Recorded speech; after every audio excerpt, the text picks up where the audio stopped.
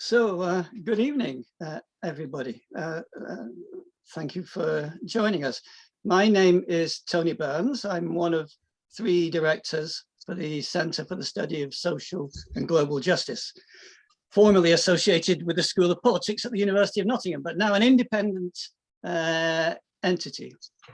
We have a variety of different initiatives, including a fortnightly seminar series in term time anyway.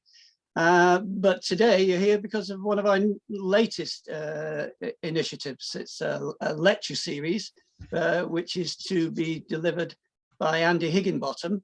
The title of the entire series is Reading Marx's Capital for the 21st Century. And Andy's just told me that this is going to be the basis for a book that he's in the process of writing. I'll say a little bit more about Andy in a minute. Just to start with, something about the lectures, the format of the lectures, and some background information relating to their delivery, basically. First, they're being recorded and in fact live streamed, and you'll be able to access the recordings certainly by going through our new website, which is CSSGJ.org. You can also sign up for the entire lecture series. They'll be taking place monthly at the beginning of the month. There'll be 12 of them overall through that website. And the lectures, the recorded lectures, are going to be uploaded on YouTube and on the Centre's Facebook website as well. Tonight's lecture is going to be about an hour. We've allotted an hour and a half for this session, so we're hoping to have a question and answer session after the end of the lecture.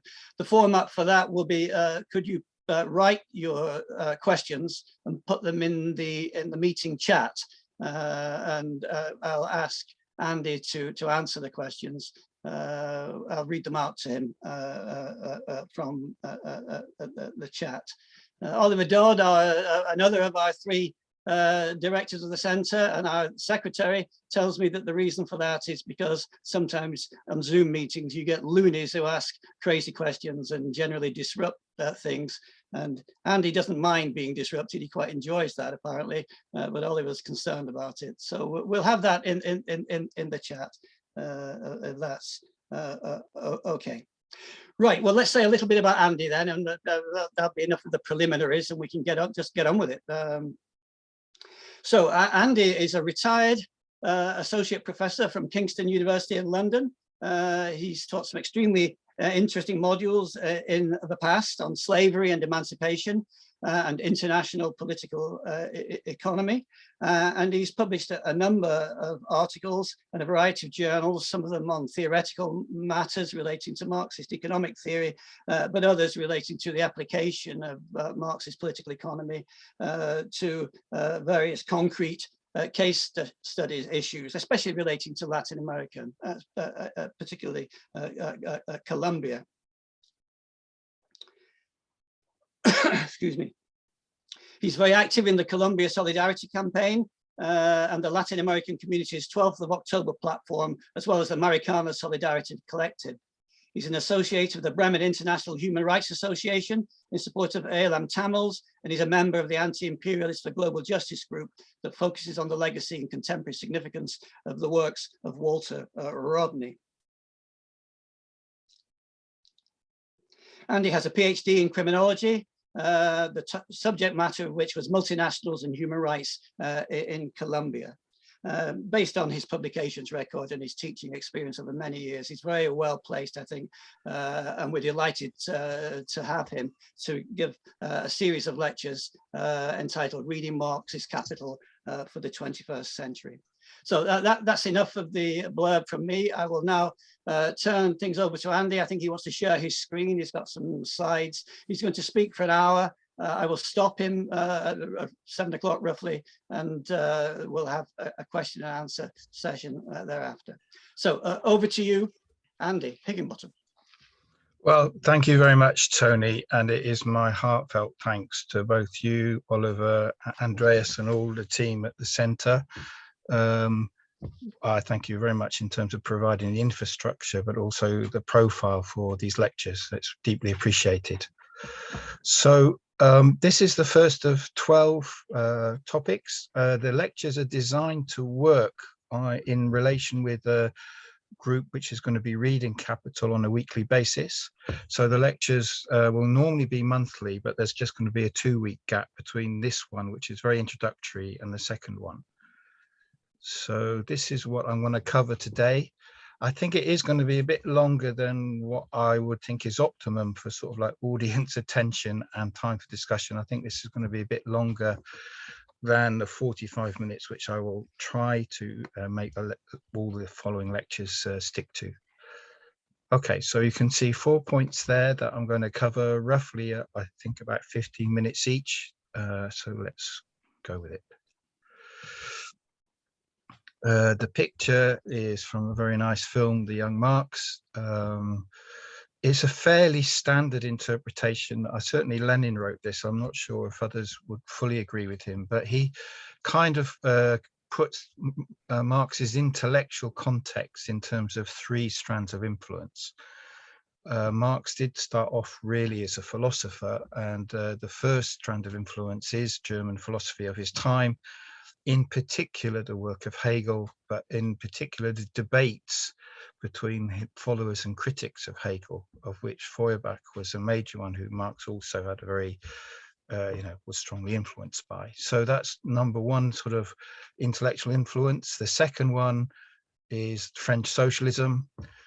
We will find when we get to the second lecture that Marx is effectively critiquing the ideas of Proudhon in his theory of money. But Marx is not only critical of other trends, he was also largely also through Engels responding to the development of genuine mass working class movements.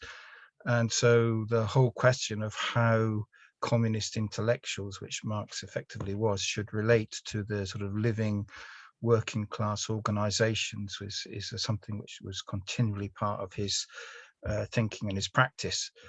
And the third strand, which of course is probably the one which we will have the most need to sort of look at in detail as we go through, is his response to political economy, which at the time was mostly written in Britain, or most recent influences on him were Smith and Ricardo. And so what Marx does is he synthesizes in his own way all these influences. One major theme in the early Marx is the acceptance of the idea that there's some kind of logical pattern to historical change, that it's not by happenstance and it's not by sort of great leaders. There's some general way one can analyze and interpret the patterns of history according to some rational explanation. And he finds in dialectics the idea that not only the idea that history is a logic, but the idea of trying to understand totality, and in particular dialectics as the way of thinking about change, of transitions, of movement. And so throughout Marx's whole adult career, really, he has a tremendous capacity of great sensitivity at times and sort of muscularity at others, where he expresses the dialectics of change and transformation. And I think the third sort of really core point and from the early Marx is this question of alienation, alienation of the proletariat living in very alienated conditions, and the sort of birth of capitalism. And Marx moves from this stance to applying it and developing it in terms of the content of that alienation, in terms of his critique of classical political economy. So these are sort of major strands from the early Marx. And what his original contribution, which is already there probably from the German ideology of 1845 onwards, is this idea of both a materialist conception of history and also a strong sense of dialectics, which I would sort of emphasize, not only the materiality of Marx's dialectics, but the revolutionary aspect of his dialectics. And in both these 2 points of view, the question of the centrality of social labor. Marx never really loses this perspective. It gives the thread through which he can explain the main stages of history in terms of the combination of social relations and forces of production, how social labor works with nature and how societies work with each other in terms of their appropriation or use of nature. Secondly, the centrality of social labor in terms of how he understands the capitalist mode of production, and he does see social labor as the fundamental mainspring of the capitalist mode of production. And thirdly, less so in terms of, if you like, his critique of political economy, but certainly in his political practice, he sees social labor as the proletariat, as the revolutionary subject, the key to overcoming the current stage. So in all of these aspects, and in terms of his own sort of original synthesis, Marx goes beyond what he calls at one point the bourgeois horizon, both in thought and in action.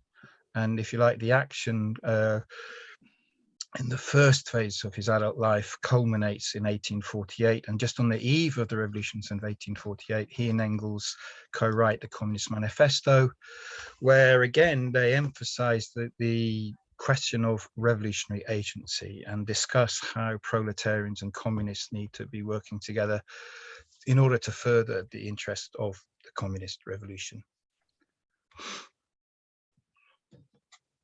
I think Marx died young. It's everybody dies too young, of course, but in particular, this is an acute issue with Marx, I think. In my sort of interpretation of the combination of his life and work, he effectively lived through 2.5 cycles. So I've already been speaking about what I consider to be the first cycle, his young adulthood, where he concentrates on an immanent critique of philosophy and really thinks in terms of going beyond philosophy towards theoretically guided and conscious action. He is involved, as is well known, as an editor of a newspaper which is supporting the revolutionary movement in Germany at the time. And he and in particular Engels actually are involved in the 1848 revolutions and suffered not by death, but certainly by the need to be living in exile, suffered from their defeat. Then Marx moves into a second cycle, which is the one of sort of sustained study of political economy, and he survives just about by support from Engels and some income from his journalism. This second cycle reaches another point of political praxis. After a long period of quite isolated study, he gets involved once again in political movement building, and in this time I've lost the capital letters. That should be a capital I, capital W, capital A, International Working Men's Association. And this starts, I think it was 1862, 1864 perhaps, and lasts for nearly a decade. But in the end, and there are very interesting political experiences in this sort of 8 years, but in the end, it also ends in disruption and a kind of not so dramatically, but in effect, a defeat of the initiative. It's in this period, in the second cycle, that Marx is also writing quite a lot and reflecting, obviously, but supporting movements in Ireland, in India, the civil wars in the US and France. So it's very tumultuous, a lot going on, and certainly a lot of discussion about how much this changed his thinking about the question of revolutionary agency above all, and in particular the fight against forms of colonialism and racial oppression. So that's a sort of a major area of discussion about Marx's political development in his adult and mature years. He went on to a further sort of change of position, basically, in relation to revolutionary agency. Then there's a third cycle, which is called either late Marx or indeed the very last couple of years of his life. So he publishes Capital Volume 1, in first publication is 1867. And the subsequent two publications of it take up a lot of his energy right up to about 1873. But in the 1870s, he's very involved in correspondence with what was probably the strongest workers' party in Europe anyway at the time, which was in Germany. And especially he learns Russian at the age of, he must have been close to 60 by then. He learns a completely new language in order to study conditions in Russia. And it is certainly his last years. Again, this is quite recently been more well documented. He's reading all kinds of ethnographic materials about societies all over the world, basically. But I think that, and this is one of my sort of points of interpretation of Marx, I think that these later explorations didn't really get properly integrated into his core political economy. It's an open end, an unfinished cycle. The genesis of Capital's core concepts, just in preparing this, it was quite striking to me, actually, how the historical sequence, the chronology in which he sort of started writing, at least, about these topics, corresponds quite closely to the order in which they're introduced in Capital. It's not a perfect correspondence, but certainly in the 1840s, in Engels' book about the condition of the working class in England, it's kind of like cotton. It starts with the massive cotton arriving in Liverpool, and it goes on to talk about factory production, the working class movement in the cotton mills, basically in the north of England. So this sort of the arrival of the factory and wage labour is a very strong and deep influence on Marx. It's also the case that this sort of acceptance, more or less as a given, of the arrival of these cotton bales, and not really going into in any depth or strong focus the conditions of labour that produce the cotton, is also a permanent feature. Although Marx says very penetrating, incisive, and interesting things about slavery and enslavement of Africans who produced the cotton, he doesn't give it the same consistent attention which he certainly gave to the conditions of the working class in the cotton mills in England. So he writes against Proudhon's interpretations of socialism. In 1847, he's already writing about use value and exchange value. This was actually a fairly common currency, the notion of a commodity having two aspects to it, one which is how it's particularly used, like a table or a chair, and the other how much it's exchanged for in the market, as having these two faces to its reality. The sustained study which Marx gives to political economy in the 1850s bears fruit with the conceptual breakthrough, which is probably the core position of Marx to be understood, certainly in Volume 1 of Capital, which is the concept of surplus value. And by 1857 in the Grundrisse and in 1859, he's clearly developed quite a definite idea of the idea that surplus value is the form in which, under capitalism, exploitation takes, which is the surplus labour produced by the workers and appropriated by the capitalist class. And this is, if like, the secret mainspring of the capitalist mode of production, and this is definitely an advance on political economy before him, and it's the basis of a class standpoint criticizing all forms of bourgeois political economy, which in every respect deny the creation of surplus value by the working class. He makes a further round of discoveries in the early 1860s. It's still part of the general and massive intellectual effort which he puts himself through in order to, in effect, do all the preparatory work for Das Kapital. And the further intellectual breakthrough beyond surplus value is the concentration on the idea of how surplus value actually appears as profit. And this is in a context of a critique of existing ideas of this, and he develops a concept of prices of production, and that's closely related to his conceptualization of land rent. So he has a theory of rent as surplus profit, which in effect is a labor theory of rent. And again, this is another intellectual breakthrough, because it's apparently a fairly distant concept, but Marx manages to connect the fundamental relation of capitalist exploitation with this rather rarefied and modified external form of paying money for renting land. So it's an important point. His further studies, which are important for Capital, are the actual realities of the capitalism around him. Capitalism in Britain went through two crises in 1857 and 1866. And in his London notebooks, Marx is sort of looking at these quite carefully, and he certainly develops, mostly you'll find this in volume 3, he develops his conceptions of the way capital markets work. He develops a much more rounded view of not only commodity production, but the way capital, in terms of joint stock companies, in terms of the banks, in terms of the state, how the capitalist system in that sense functions.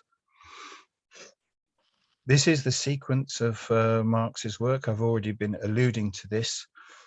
He had an extremely ambitious plan to start off with, which was just too ambitious, and he couldn't sustain it, of 6 volumes. So he cut this down to the first part, which was going to be on capital, and he focuses on that from about 1863 onwards. This is clearly his purpose, is to get these 3 volumes out, and he does write to different degrees of being finished. He does write 3 drafts or sketches out, probably more fairer to say in volume 3, lots of fragments for the 3rd volume. And so he then, having done that, returns to making sure that he gets volume 1 published, and he does that in 3 editions during his lifetime. And then after the publication of volume 1, he works once again, especially on some outstanding problems in volume 3. Marx dies in 1883, and Engels is left with the job as his literary editor of producing volume 2, which comes out quite quickly, actually, within a year or 2 of Marx's death. But volume 3 is a bigger challenge for Engels. He has to do quite a lot of work in deciphering the old guy's handwriting and so on, and is conceptually, I think, more challenging in terms of the gaps. And so it takes about 10 years for Engels to produce this, which he does in 1894, within a year of his own death. And then there's what's known as the 4th volume of Capital, which is Theories of Surplus Value, which you may or may not know this, but the famous renegade Kautsky, before he became renegade, he used to be known as Karl Kautsky, edited, he was Engels' literary executor, and he edited the 4th volume, Theories of Surplus Value, which came out in German in 1905. Interestingly, Lenin read volume 3 almost as soon as it came out, and he read Theories of Surplus Value almost as soon as he came out as well. So there is a sort of a continuity in terms of the, if you like, the orthodox tradition, Marx, Engels, brackets, Kautsky, Lenin. So I actually get these 2 questions. They're really obvious questions, but I would invite you to consider them, and hopefully there's space in discussion. If not today, then, you know, in the reading groups. 2 basic questions. Why did Marx write Capital? Why do we think that was? And why are you or we reading it today? Now, this link is to Nestor Cohan, who's a very great intellectual in Latin America. It's actually in Spanish, but just to give you the source of the 2 questions, which I think we should all sort of reflect on. Okay, moving on to the next section now, which is probably the core section I want to get over in this session, which is what is the structure of this work, this 3-volume work, okay? There are a lot of challenges to this. There is, I'm trying to find it. I would actually really appreciate if anybody can send me. There's a recent writer who's made a really good point about Marx, which is that he was like somebody climbing a rock face without any ropes. I mean, he was the first one to do this. He was the first one to traverse this very difficult climb without kind of like a safety net, if you like. So it's an analogy, but I quite like the picture of this. She's doing a sort of, what was the word, death-defying climb in somewhere in Greece, I think, right? But this is what Marx was doing. It was very difficult what he was trying to do. And we have to unpack how he presents the totality, a contradictory, multi-layered totality, which is the capitalist mode of production. And this is one of the issues which I don't know of an alternative except by reading the book in linear fashion. But we should bear in mind that linear exposition, reading through a text, it contains within it a certain sort of paradox, at least, if you like, which is that we're talking about a complex whole, which has got a totality and got its various parts. So that's not a criticism of Marx at all. That's just an extent to which he was dealing with a massive challenge. The next point, as a former now university lecturer who's marked lots of dissertations and essays and so on, I do hold as a criticism against Comrade Karl, which is he didn't signpost his argument.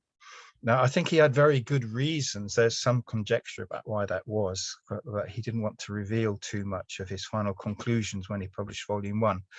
But 150 years later, it is a slight problem, and it is actually the reason why interpretation is necessary. Not only is it not surprising given the unfinished state of some of the text, but also interpretation is needed in order to help people understand what Marx's Capital is really all about. Of the interpretations and insights in the literature, the one that I have found most helpful is that by Ullman, and he explains how good Marx was at dealing with different levels of abstraction, and he explains especially how Marx was writing about simultaneously about both relations and processes. I would actually take that point a bit further in two respects. The first respect is there's actually a third construct that we need to think about when looking at capital. As well as relations and processes, we need to think about social form, in particular in relation to how the social becomes the economic. If you think of a category like surplus value, it's both a social category and an economic category. And capitalism is absolutely a system of generating economic forms out of social relations. So I would add that sort of point in terms of understanding the purpose of needing different levels of abstraction, because each abstraction, in effect, in the analysis, puts the microscope on different aspects of relations, processes, and forms. And I think that's why the Hegel's logic, science of logic, does have quite a deep influence on Marx's Capital. I mean, one of the points that Hegel makes is, and this is again to Kant basically, is to see in social reality that issues or entities can be distinct, but that doesn't make them separate.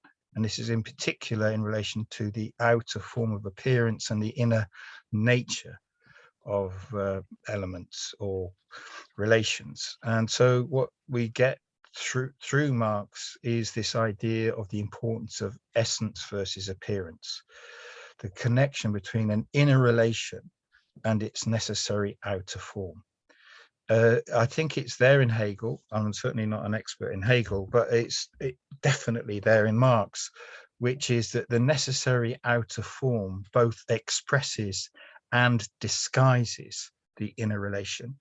And this type of construct, you'll see I make quite a lot of this. I think to understand the structure of Marx's Capital, what we can see is a repeating pattern of this construct of essence and appearance. Okay, so they're not separate elements, they're two aspects of a combined relation.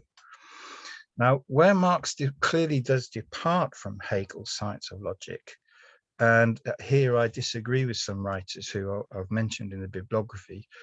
Some writers think that the Capital is, if you like, a direct homology of the science of logic. It's almost like a direct application, a direct instantiation, if you like, of the logic. I think that to do that to Marx is to understate how much he broke from Hegel, right? And I think the critical point of the break is that Capital is written with a dual subject. Although it says capital, and we'll come on to this aspect in a minute, it's very clear that what we've got at the heart of Capital is not just capital, but it is the capital-labor relation. And the capital-labor relation is an antagonistic one. It's a relationship of contradiction, which when one comes to it and follows it through, Marx never loses sight of. He never loses sight of the centrality of social labor and its exploitation within the capitalist mode of production, even in the most apparently esoteric forms of capitalistic, such as the rate of interest or something like that. Underneath it all, Marx always brings it back to the antagonistic relation of capital to labor. So this, I think, it's a class position. This is Marx going beyond the bourgeois horizon. His philosophy is based on a class commitment to unraveling and revealing and overcoming this relationship. So the other departure is that even though capital is dominant, it cannot simply move of its own will, because individual capitals work within a capitalist system, and the system is riven by systemic contradiction. As a mode of production, there's inherent internal contradictions of the capitalist mode of production, which limits the will of any individual capitalist. So this, again, I think is a departure from a sort of a rather mechanical application of the science of logic. Maybe I've got Hegel wrong, but I think it's certainly the case that the Hegelian interpreters of Marx take a different view to the one that I'm giving here. Okay, and so there's also this quote here from one of the sort of authors in this field. I think that why Marx never wrote his explanation of what is dialectics is because the content, you have to follow the content of Capital, because the whole idea is that there is no sharp separation between content and form. So to understand dialectics in Marx's terms, you have to understand the categories of the capitalist mode of production. Yeah.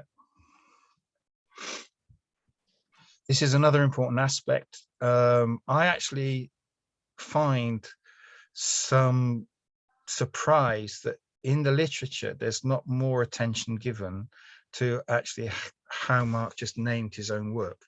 There are debates there. I'm not saying it's not present, but I would make a bit more of it. Okay.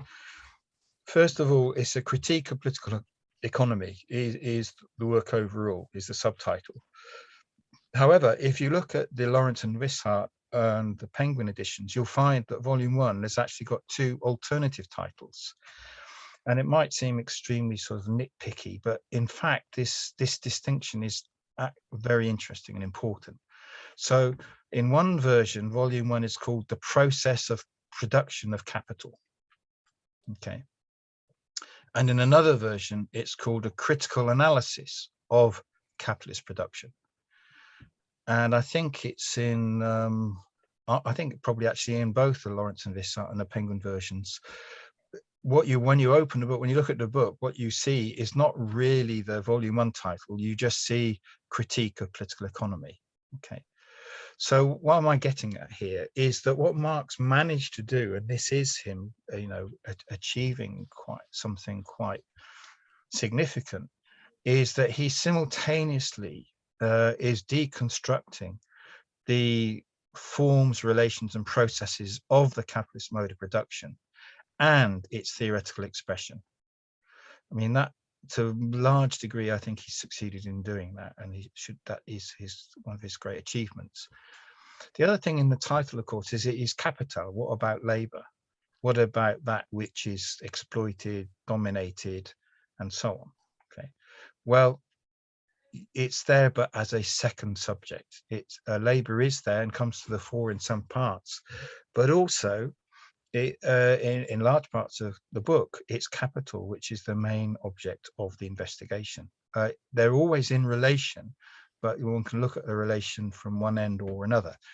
And I would say, in particular, if you take a social view rather than an economic view, this can seem a bit tiresome. Okay, but in order to understand the mode of production as a whole, one has to also look at the forms of capital as well as the exploitation of labor.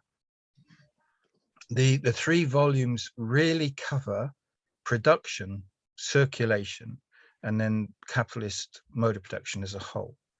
And if you get hold of volume 3, the very first paragraph of volume 3 gives a good summary by Marx of what he's doing across the 3 volumes.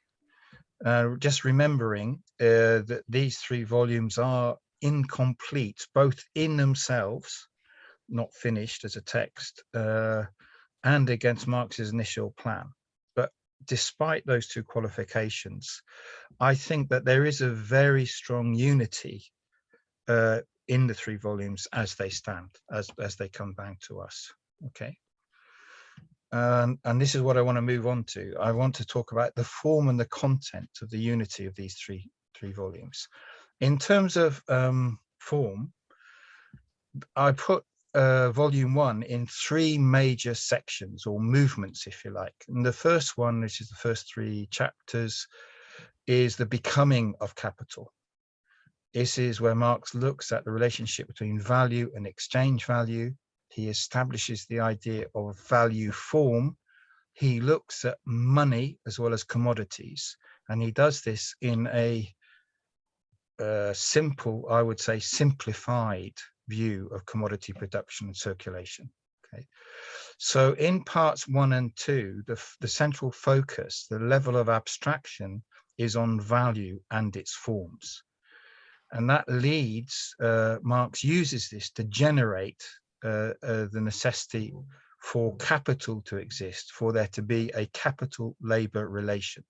So he moves from circulation into production with the concept of capital. What is the source of capital's expansion? And Marx finds this source in production. And so this is the central part of volume 1, what I'd call in 1b here, or central movement, which is Marx's theory of the production of surplus value and its accumulation. And I will expand on this point a bit more, but just to give you a general overview. And then we have part C, which is the historical genesis, plus a bit more. And again, we'll look at this in a bit more detail before the end of today. So this is part 1A, and this is how it looks. And what I'm trying to highlight here is this pattern of initial appearance, movement into essence, and then a movement into the necessary form of appearance, and then the actual or real manifestations of that form. And this sort of pattern repeats several times through Marx's Capital. And in this initial cycle of movement from initial appearance into essence, necessary appearance of the essence, and the forms that actually appears in, is where Marx arrives at the central contradiction, which is the source of money capital. Okay, so that's the first cycle. This is the second cycle, again in terms that I'm trying to lay out as a repeating pattern. We're now into the essence of the capital-labor relation. Marx starts with surplus value as such. He looks at the different dimensions or configurations. Form here can be used in 2 senses. One, the sense I'm speaking of it here is different configurations, if you like, of surplus value. But then he moves in, wages is a form of appearance of the capital-labor relation. And then he further moves the argument towards the totality of the capital-labor relation, in terms of it being a relation between two classes. The similar pattern again in volume 2, which I won't dwell much on, but what I will sort of just highlight is there is a movement in the categories between a presentation of the concept as such, which is just the first unified concept of it. And then what he does is he delves into the particularities of this. He looks at the different aspects of it. So he's delving in the content here is the essence of appearance, if that's not a contradiction in terms.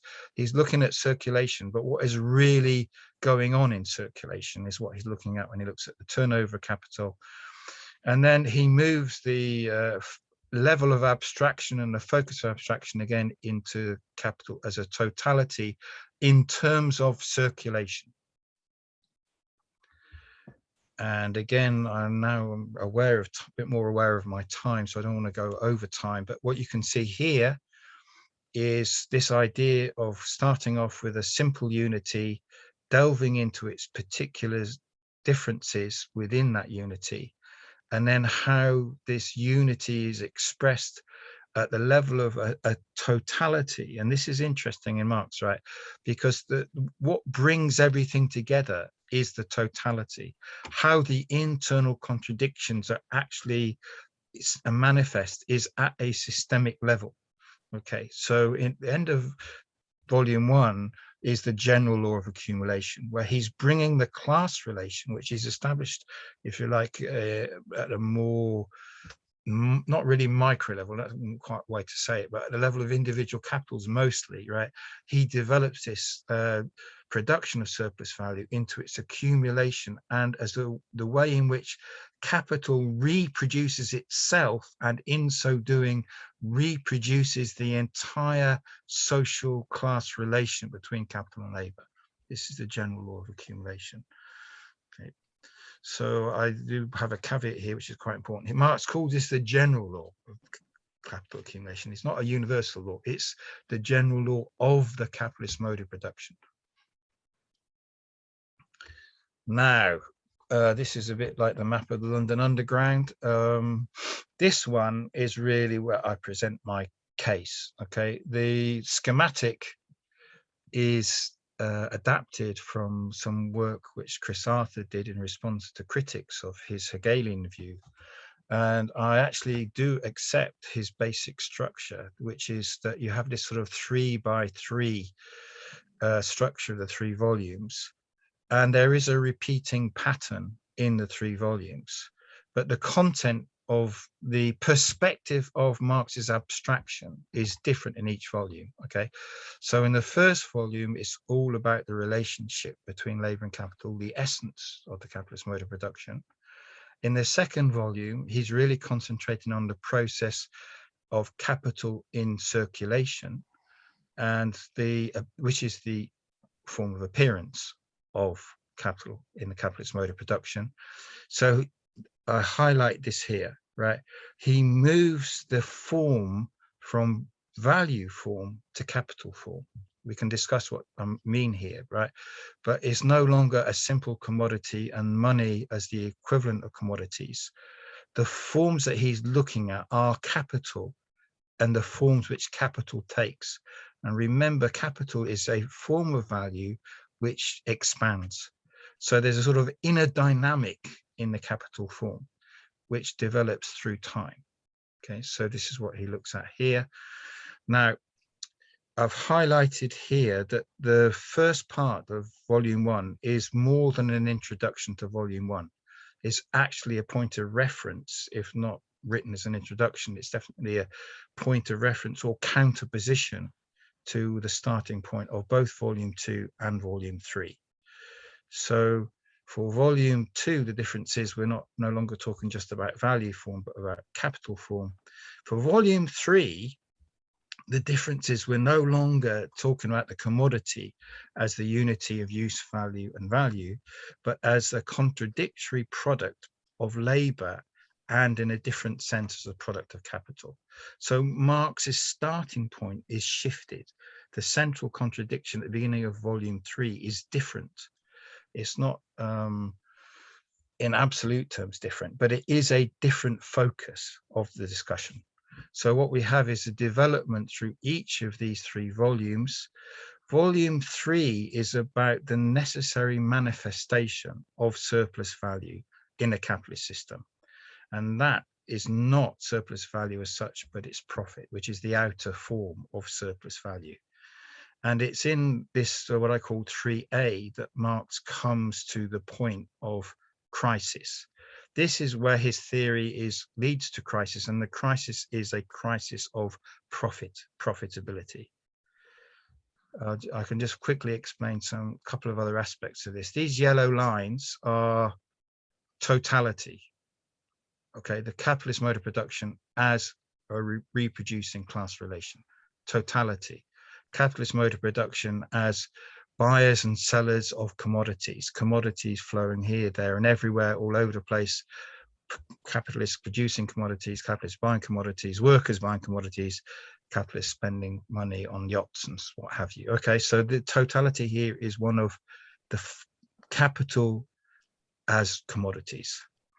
And the totality here is of a systemic tendency to crisis. So a lot of the opening refrains of the general law of accumulation, Marx comes back to when he, it's not a finished written product in the same way, but there's strong references to the same tendencies that Marx looked at in the general law of accumulation. He comes back to in the sense of, oh yeah, but what do they lead to? They lead to a crisis of profitability. And so there's a sort of a greater determinacy here in the necessity of the capitalist system going into crisis. So far, I've talked quite a lot about the content, the form, but I want to bring it to the content. This one is the one that's the most important, I think, in terms of picking out the most important, given, again, I'm just looking at time. The commodity does not just get explained in its elementary form in Capital. It actually goes through successive determinations. And in each determination, Marx is looking at the relationship between value and exchange value, but he takes it further each time. And so on the right, I'm saying that in effect, the commodity is looked at no less than 5 times in terms of what it actually is, what it's expressing, what form it takes. Okay, and so the commodity is a bearer of value. And then within volume 1, it's the bearer of the exploited product of wage labor. In volume 2, the commodity is the bearer of capital. It's capital trying to sell to make more money. In volume 3, it's the bearer of equalized profit. And finally, at the end of volume 3, it's the bearer of a surplus profit. Now, each of these successive determinations shift what the relationship is between value and exchange value. And this ends by Marx saying, well, actually, under surplus profit, we get a completely false picture of what social value is. So you end up in quite a different place to where we started. And that's a really important point to bear in mind, because the essence of capitalism does not reveal itself in the form of a commodity, and it becomes increasingly distorted, hidden, and disguised. The other general point I would make is that in Marx's construction of this argument, he makes all the way through assumptions of equality, which I think need to be revisited. So my take to interpret capital is that we do need to include, it's not only mine, by the way, but I should be very clear about this. I'm not claiming any great originality on this point. I think that we need to include competition in terms of inequality within the working class and the concept of labor superexploitation. Now, this concept of labor superexploitation comes from the global South and oppressed Black African Americans. They're the two sort of main sources historically of this conceptualization. And what you can see is this is done fairly systematically by Morini and Jaffa in volume 2. There is an ongoing debate about what labour superexploitation means for the category of surplus value, the essential category of surplus value itself. In my view, it needs expressing as a third dimension of surplus value alongside relative surplus value and absolute surplus value. And there's also the case that this extension of Marx's theory to take account of labour superexploitation is needed in volume 3. I don't think that this can be done in sort of except by engaging with literatures that I've already sort of hinted at, but I'm happy to expand on, that are already writing about this from the perspective of oppressed groups within the capitalist mode of production, which express oppressive capitalist social relations as part of a necessary component of what capitalism really is. I think that we need to rethink the transformation problem, and I've already mentioned this, to reprioritize rent and to look at the category of surplus profit as a bridge to theory of imperialism. So that's my take. On this course, we'll do the monthly lectures. They are hopefully going to work well with the weekly reading group. A lot of the readings are already in the handout. There's a certain bias in the handout which will be not overcome, what's the word, offset as we go through. I mean, most of the stuff in the handout is about method and so on. But as we go through, there's an awful lot more that can be brought in terms of content of the social side. What I have to say is different to what David Harvey says. He talks quite rightly that too many people just think Capital is volume 1, and he calls this volume 1 itis. But in fact, I think he suffers from a very similar ailment, which I would call volume 2 itis, because I think he really does carve out a lot of the really important content at the beginning of volume 3.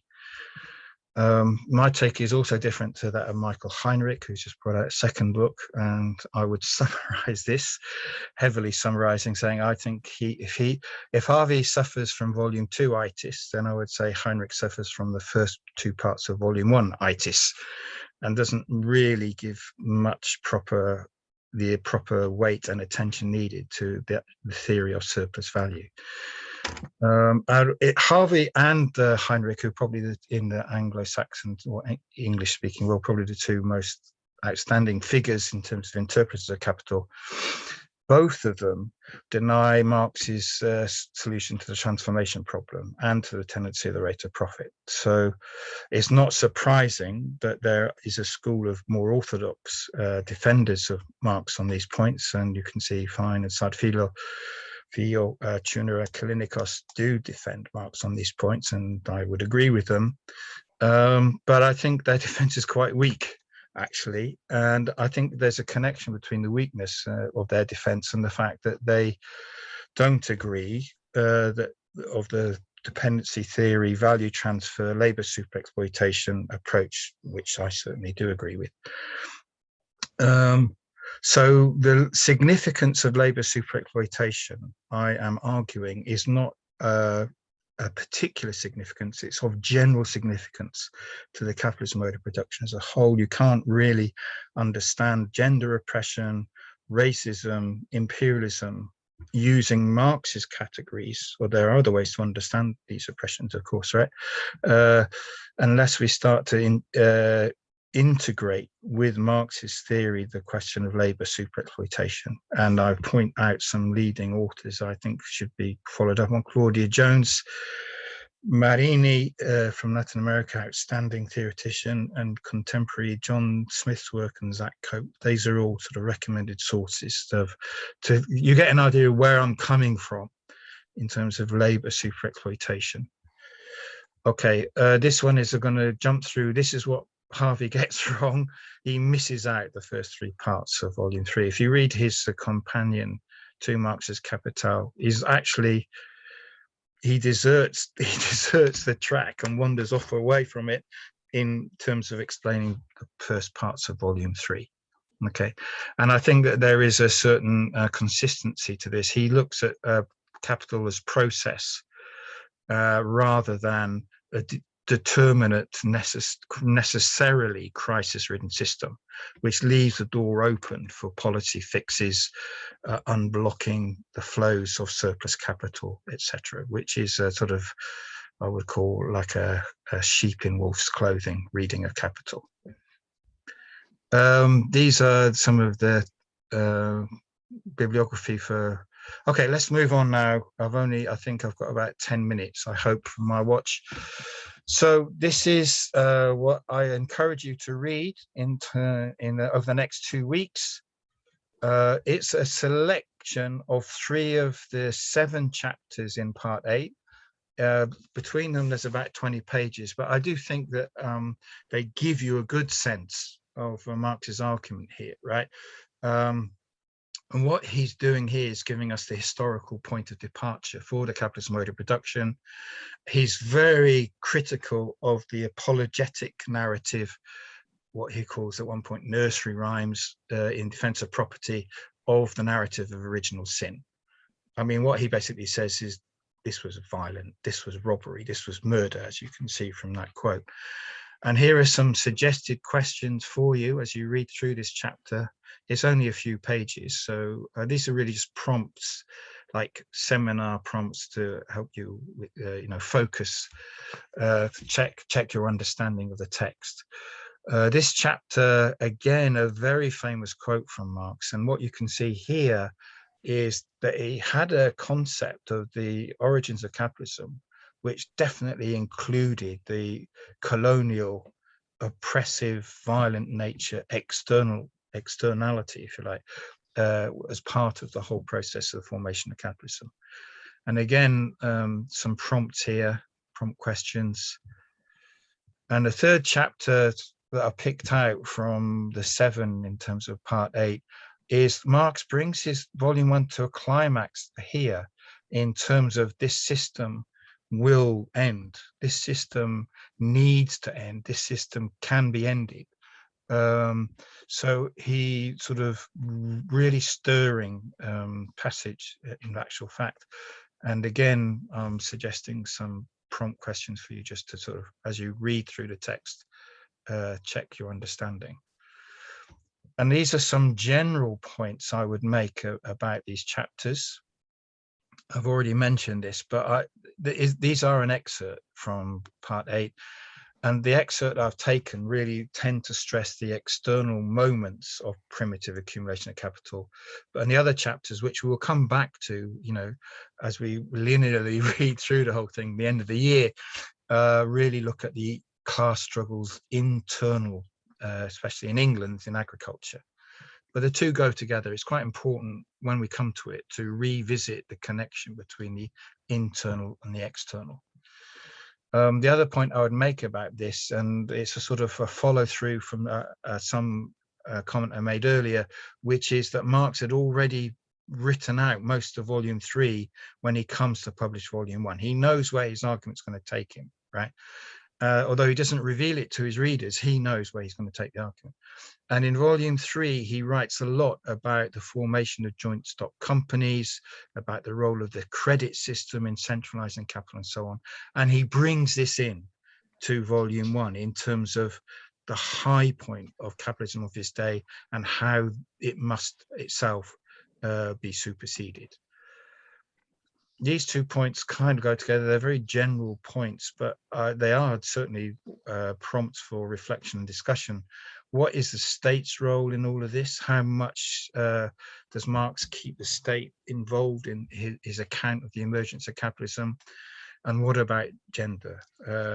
Does he bring in this, or can his analysis be extended in order to bring in the oppression of women within the capitalist mode of production and how that works with these processes? These last 3 points kind of go together, and they are in the literature quite a debate. I mean, it does come from Harvey, but from other writers as well, which is to what extent do we see primitive accumulation of capital as something prior to, historically speaking, the capitalist mode of production, or is it something which in certain respects is continuing within mature capitalism to this day? And I think just my way of approaching that is to distinguish two major and different components of what is known as primitive accumulation. One is the outright looting, robbery of other societies around the world, basically. But also within the notion of primitive accumulation, there is the setting up of early forms of capitalist production. I think that the plantations were very violent, but they were set up for profit. I mean, they were set up in order to make money. And so I see this as an early form of capitalist production. And then finally, and related to this, colonialism didn't stop with primitive accumulation. So how does the colonial aspect of primitive accumulation persist into the later incarnations of capitalism, of the capitalist mode of production? Okay, and here's some literature on this, some very famous and classic contributions. I've put myself in them, not that I'm of their same stature. I mean, these are very important books, but it is my take on these topics. And so finally, these are the what to do next. If you're going to effectively follow the course, then what I recommend you do is to study the chapters I just gave you a very quick walkthrough on. The reading group convened by the centre will start on Tuesday the 22nd. And so in that first reading group, we can discuss these 3 chapters, but also how the group will work and any feedback you have, which will be very well. I mean, maybe there's another way of giving feedback as well as just in the reading group, but that's something to think about. So the lectures will continue, next one in 2 weeks' time. And in that lecture, I'm going to cover chapter 1 of volume 1, which is by general agreement, quite a demanding chapter. I mean, Marx starts his climb with quite a steep gradient, but we will, it doesn't mean to say we can't do it, we can do it, but we need to look at things quite carefully, plot a route up. So that's what we'll look at in the next lecture, and then the following on sessions of the reading group. And then the one after that, the next lecture in 21st of March will be on chapters 2 and 3 and so on. Okay, I will stop sharing. I think I'm just on time, I hope so. That's perfect. Thank you very much, Andy. That's terrific. Right, okay. So